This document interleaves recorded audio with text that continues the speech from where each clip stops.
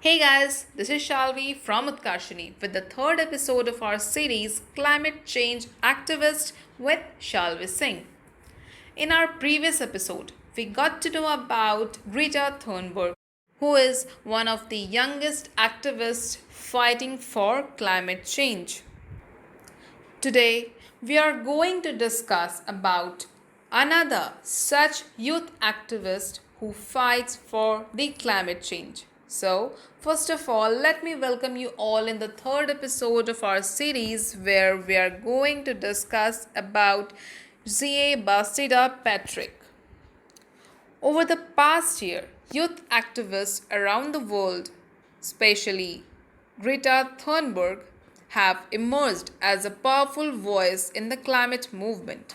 Millions of students joined marches, protests, and strikes in more than 185 countries in September, demanding that nations act quickly and aggressively to fight global warming. One of the leaders of this growing youth movement is Shea Bastida Patrick, a 17-year-old high school senior in New York City. She is a Mexican Chilean climate activist and member of the indigenous Mexican Otomi Toltec Nation. She is one of the major organizers of Fridays for Future New York City and has been a leading voice for indigenous and immigrant visibility in climate activism. She is on the administration committee of the People's Climate Movement and a member of Sunrise Movement and Extinction Rebellion. Bastida Patrick has seen the impacts of climate change up close, first when her hometown in Mexico experienced prolonged drought followed by widespread flooding, and then when she moved to New York City and witnessed the impacts of Superstorm Sandy on coastal communities. Bastida began her activism with an environmental club. The club protested at Albany and New York City Hall and lobbied for the CLCPA, that is, the Climate and Community Leaders Protection Act, and the Dirty Buildings Bill.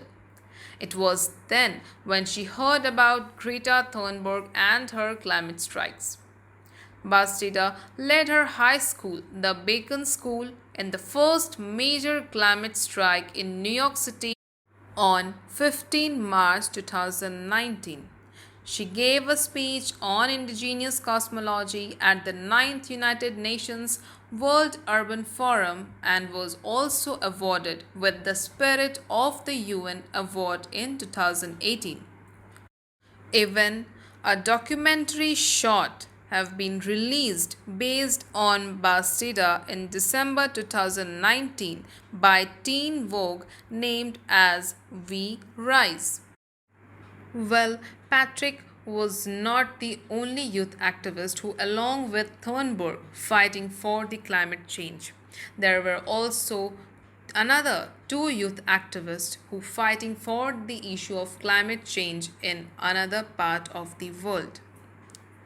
Zhao Jiaxin and Hovei Wu, who were a part of a small but growing minority of young Chinese determined to press their country towards more radical carbon cutting action. The pair were also China's sole winners of carbon neutral green tickets, which the UN is providing to 100 young people around the world. One is a student of engineer who became obsessed after watching an incendiary film about air pollution, while the other is a 16-year-old who went on China's first climate strike. China is the world's leading carbon emitter, as we know. It generates 60% of its electricity from coal fired power and coal consumption, and carbon emissions have risen for 2 years in a row after a plateau between 2014 and 16. Emissions are expected to rise again in the figures for this year. Yet, within the country, the positive half of the picture is more likely to be heard how China is a climate change leader compared with the US and how much record breaking renewable energy capacity it continues to install. However, Hove does not think this is enough. She conducted a public climate strike in front of government offices in Guilin in southern China for several days in late May. Greta Thunberg called her a true hero after knowing about the incident. But she was later on stopped by the authorities by giving the reason that she did not have a valid permit.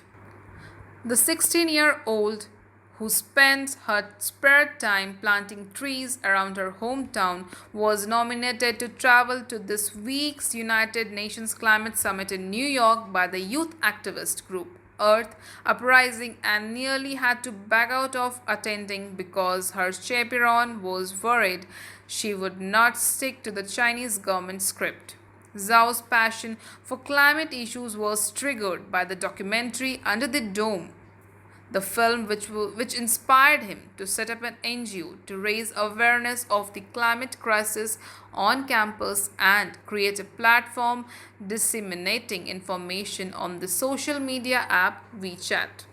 While small steps are being made, the lack of awareness of climate change in the country is alarming because China is the world's leading greenhouse gas emitter and one of the countries that could be badly affected by extreme weather events and rising sea levels with knock on effects for the economy and health. No Chinese media outlets have signed up to a global pledge to increase coverage of the climate crisis leading up to the UN summit, where a pledge which was signed by approx 250 media groups who have agreed, including The Guardian and Bloomberg. The inertia bothers Hove, but she believes there is hope.